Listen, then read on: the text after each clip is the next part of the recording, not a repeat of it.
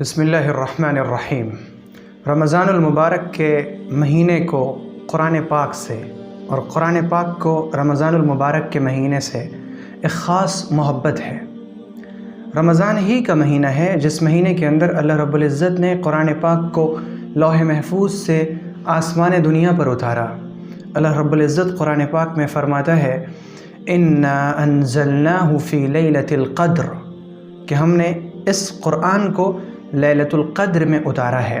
کتاب انزلناہ الیک مبارک لیدبروا آیاتہ، اور یہ مبارک کتاب ہم نے آپ پر اس لیے اتاری تاکہ لوگ قرآن پاک کی آیتوں میں اور اس کے اندر بیان کی ہوئی نشانیوں میں غور کریں، فکر کریں۔ قرآن پاک کا مقصد یہ ہے کہ لوگ قرآن پاک میں غور کر کے اللہ رب العزت تک پہنچنے والے ہو جائیں۔ قرآن میں بیان کی ہوئی ہدایتیں اس لیے اللہ تعالیٰ نے اتاری ہیں تاکہ جو عقل والے ہیں وہ قرآن میں غور کریں۔ اللہ رب العزت فرماتا ہے افلا یتدبرون القرآن ام علی قلوب اقفالها، یہ قرآن میں غور کیوں نہیں کرتے یا ان کے دلوں پر تالے لگے ہوئے ہیں؟ اس کا مطلب صاف ہے کہ جو لوگ قرآن میں غور نہیں کرتے ان کے دلوں پر تالے ہیں۔ قرآن اس لیے نہیں آیا ہے کہ ہم قرآن پاک اپنی بیٹیوں کو صرف جہیز میں دے دیں اور ہماری وہ بیٹی اس قرآن پاک کو اپنے سینے سے لگائے، اپنی آنکھوں سے اسے چومیں اور پھر اسے الماری کے سب سے اونچے والے خانے میں اٹھا کر رکھ دے۔ قرآن پاک اس لیے نہیں ہے کہ اس سے تعویذ نکالی جائے، اس سے فال نکالے جائیں، اس سے قرآن پاک سے صرف شفا حاصل کی جائے، قرآن پاک کی آیتیں پڑھ کر صرف دم کی جائیں۔ قرآن پاک اللہ رب العزت نے ہدایت کے لیے اتارا ہے۔ قرآن اللہ تعالیٰ نے اس لیے اتارا ہے تاکہ ہم اس کے اندر غور کریں۔ قرآن ہر ایک کے لیے ہے۔ وَلَقَدْ يَسَّرْنَا الْقُرْآنَ لِلذِّكْرِ فَهَلْ مِن مُدَّكِرٍ، ہم نے قرآن کو نصیحت حاصل کرنے کے لیے آسان بنایا، تو کیا کوئی ہے جو نصیحت حاصل کرے؟ کیا کوئی ہے جو قرآن کی آیتوں میں غور کرے؟ کیا کوئی ہے جو اس قرآن پاک کو سمجھنے کی کوشش کرے؟ قرآن وہ جو ہم نے سمجھ لیا ہے کہ قرآن مشکل ہے، قرآن ہر شخص پڑھ کر نہیں سمجھ سکتا، ہماری یہ سمجھ غلط ہے۔ اور اگر ہمیں کہیں سے یہ سکھایا گیا کہ آپ قرآن پاک کا ترجمہ نہ دیکھیں، آپ قرآن کی تفسیر خود نہ پڑھیں، کیونکہ قرآن ہر شخص نہیں پڑھ سکتا، جو اگر ہر شخص اسے پڑھے گا تو گمراہ ہو جائے گا۔ یہ بات ہم تک ان لوگوں نے پہنچائی جو خود گمراہ ہیں، جو خود گمگشت راہ ہیں، انہیں خود نہیں پتا کہ راستہ کون سا ہے، منزل کہاں ہے، اللہ نے ہمیں کون سی کتاب عطا فرمائی اور اللہ ہم سے چاہتا کیا ہے۔ اللہ تعالیٰ نے قرآن میں کہیں پر یہ تخصیص نہیں فرمائی کہ اس قرآن کو وہی لوگ سمجھیں گے جو ایسے ہوں گے، ایسے ہوں گے، ایسے ہوں گے، بلکہ اللہ تعالیٰ تو دعوت فکر دیتا ہے ہر ایک کو اسے پڑھو، اسے سمجھو، اس پر عمل کرو، اسے دوسروں تک پہنچاؤ۔ تو ہم قرآن میں غور کرنے والے ہوں۔ یہ رمضان کا مہینہ خاص قرآن پاک سے ایک خاص انسیت، ایک خاص تعلق، ایک خاص محبت رکھتا ہے، اور اس کی وجہ جو میں نے پہلے عرض کی کہ قرآن پاک رمضان ہی کے مہینے میں لوح محفوظ سے آسمان دنیا پر نازل کیا گیا۔ آپ پیغمبر صلی اللہ علیہ وسلم کی سنت اٹھا کر دیکھیں، آپ کو نظر آئے گا کہ جبرائیل علیہ السلام رمضان میں پیغمبر صلی اللہ علیہ وسلم کے پاس تشریف لائے کرتے۔ آپ صلی اللہ علیہ وسلم جبرائیل سے قرآن سنا کرتے، اور صرف سنتے ہی نہیں بلکہ جو عبرت کی آیات ہیں ان میں آپ غور کیا کرتے، قرآن پاک سے اپنی روح کو تازگی بخشتے۔ آپ کا دن، آپ کی راتیں قرآن پاک کے انوار میں اور برکات میں گزرا کرتی تھیں۔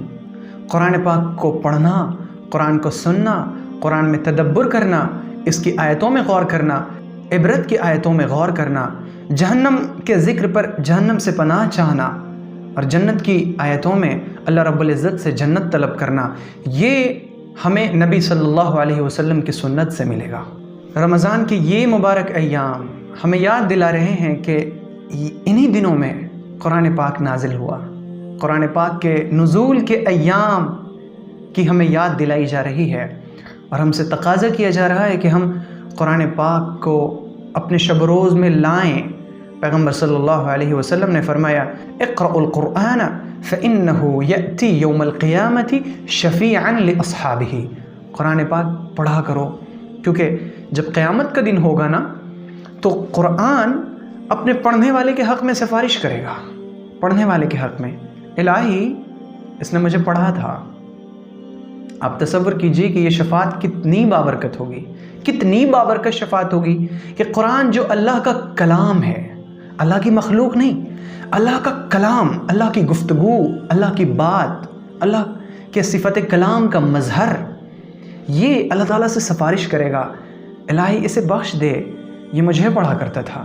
آپ کو کیا لگتا ہے کہ اس کی شفاعت رد کی جائے گی؟ ہرگز نہیں، کبھی بھی نہیں۔ تو قرآن پاک کو پڑھنے والا وہ قرآن پاک کی شفاعت کا مستحق بنتا ہے۔ اسی طرح سے پیغمبر صلی اللہ علیہ وسلم نے فرمایا خیرکم من تعلم القرآن وعلمہ، تم میں سب سے بہترین وہ شخص ہے، سب سے بہترین لوگ تم میں بہت ہیں، بہت سے مالدار ہیں، بہت سے بزنس مین ہیں، بہت سے تاجر ہیں، بہت سے نوکری والے ہیں، بہت سے اعلیٰ افسران ہیں، اعلیٰ عہدیدار ہیں، سب ہیں، لیکن سب سے بہترین شخص وہ ہے جو قرآن کو سیکھتا ہے اور قرآن کو سکھاتا ہے۔ اور اگر ہم نے قرآن پاک کو سیکھا، قرآن پاک کو سکھایا اور اس میں ہم ماہر بن گئے تو انشاءاللہ پیغمبر صلی اللہ علیہ وسلم کے فرمان کے مطابق جو آپ نے فرمایا کہ قرآن کریم کا ماہر وہ معزز فرشتوں کے ساتھ ہوگا، تو انشاءاللہ اگر ہم اس میں ماہر ہیں تو ہم میدان محشر میں ان معزز فرشتوں کے ساتھ ہوں گے جن کے ساتھ ہونا بڑے شرف کی، بڑے عزت کی، بڑے فضل کی بات ہوگی۔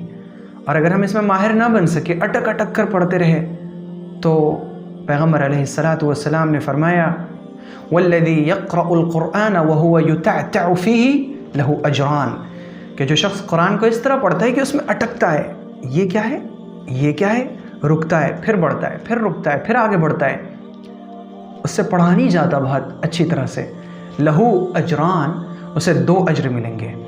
ایک تو قرآن پاک پڑھنے کا اجر ملے گا، اور دوسرا کہ وہ اٹک جو رہا ہے اور پھر بھی برداشت کر کے، صبر کر کے جمع ہوا ہے، پھر بھی پڑھ رہا ہے، تو اس کے لیے 2 اجر ہیں دونوں صورتوں میں۔ ماہر ہیں تو بھی اجر، ماہر نہیں ہے اٹک اٹک کر پڑھ رہے ہیں تو بھی اجر۔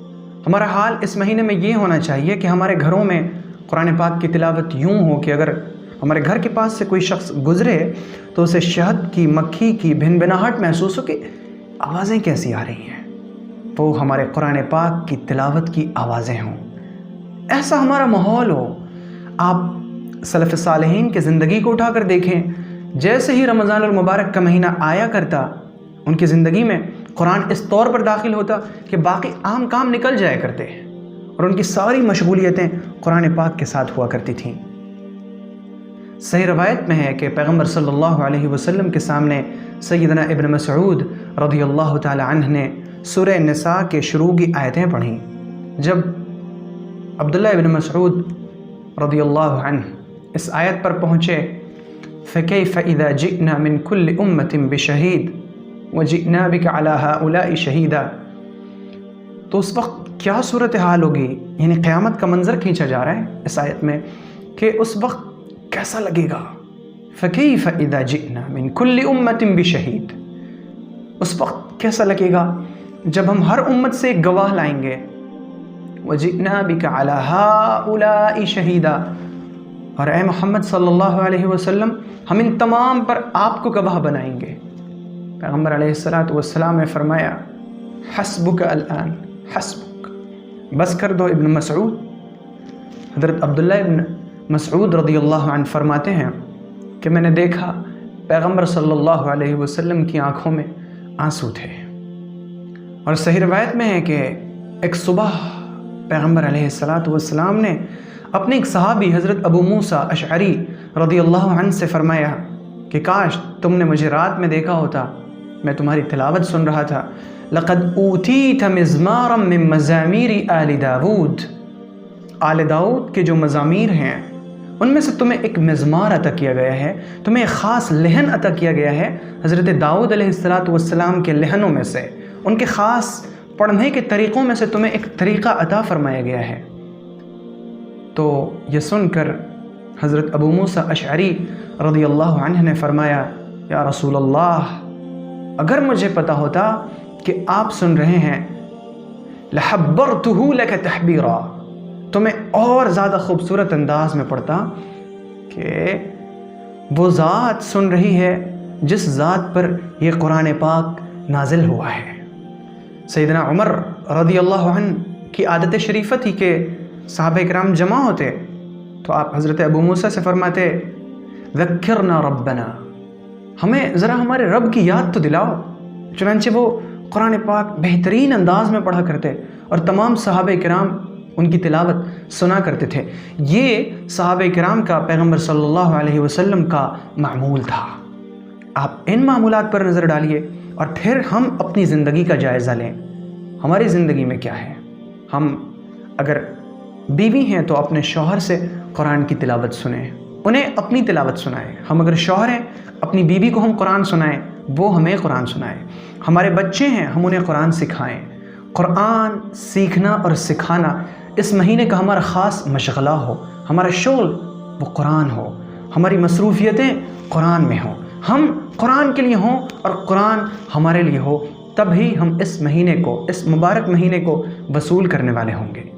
اور یاد رکھیے کہ جب قرآن پاک ہماری زندگی سے نکل جاتا ہے اور اس کی جگہ پہ دوسری چیزیں آ جاتی ہیں، تب بلائیں آتی ہیں، تب فساد ظاہر ہوتا ہے، تب ہم پریشان ہوتے ہیں۔ ہماری زندگی میں بہت سی پریشانیاں آتی ہیں، اولاد کو لے کر، مال کو لے کر، گھر کو لے کر، خاندان کو لے کر، اہل و عیال کو لے کر۔ بہت سے لوگ میرا اپنا ذاتی تجربہ ہے، میرے پاس بہت سے لوگ اپنے بہت سے مسائل لے کر آتے ہیں اور آدھے گھنٹے تک اپنے مسائل سناتے ہیں، میرے ساتھ یہ مسئلہ ہے، یہ پریشانی ہے، یہ پریشانی ہے، یہ پریشانی ہے۔ پھر میں ان سے بہت ساری چیزیں معلوم کرتا ہوں اور معلوم کرنے کے بعد میں جس نتیجے پہ پہنچتا ہوں وہ نتیجہ یہ ہوتا ہے کہ ہم نے اپنی زندگی سے قرآن کو نکال رکھا ہے۔ ہماری زندگی میں قرآن نہیں ہے، پھر سکون کیسے آئے گا؟ قرآن اللہ کے تمام ذکروں میں سب سے بڑا ذکر ہے اور اللہ کے ذکر سے ہی دلوں کو اطمینان ملتا ہے، دلوں کو خوشیاں حاصل ہوتی ہے۔ الا بذکر اللہ تطمئن القلوب، اللہ کے ذکر سے ہی دلوں کو اطمینان حاصل ہوتا ہے۔ ہماری زندگی سے جب قرآن نکل گیا پھر سکون کیسے ملے گا؟ پھر اطمینان کیسے ملے گا؟ پھر خوشی کیسے ملے گی؟ یاد رکھا جائے کہ قرآن اس لیے آیا ہے تاکہ ہم اس سے ہدایت حاصل کریں، قرآن اس لیے ہے تاکہ ہم اس کی تلاوت کریں، قرآن اس لیے ہے تاکہ ہم اس میں غور کریں، قرآن اس لیے ہے تاکہ اس کی آیتیں ہماری سوچ اور فکر کا مرکز، محور، سینٹر بن جائیں۔ قرآن روح کی زندگی ہے، قرآن شفا ہے، قرآن نور ہے، قرآن ہدایت ہے۔ لیکن ان کے لیے جو قرآن کی تلاوت کرتے ہیں، قرآن کو سمجھنے کی کوشش کرتے ہیں، صرف قرآن کو گھر میں رکھ لینا، قرآن کو سجا لینا نہ ہدایت کے لیے کافی ہے اور نہ ثواب کے لیے کافی ہے۔ تو کیا وقت نہیں آیا کہ اب ہمارا یہ رمضان قرآن کے ساتھ گزرے؟ کیا وقت نہیں آیا کہ ہمارے دلوں میں حرکت پیدا ہو اور ہم اللہ کے کلام کو سمجھنے کی کوشش کریں؟ کیا وقت نہیں آیا کہ اب ہم اپنے اوقات میں سے کچھ وقت قرآن کریم کی تفسیر کے لیے خاص کریں؟ کیا وقت نہیں آیا کہ اب ہمارے دل اللہ رب العزت کے ذکر سے لرز جائیں؟ اگر آپ کو یہ ویڈیو پسند آئی ہو تو ویڈیو کو لائک کریں اور شیئر کریں اور چینل کو سبسکرائب کرنا ہرگز نہ بھولیں۔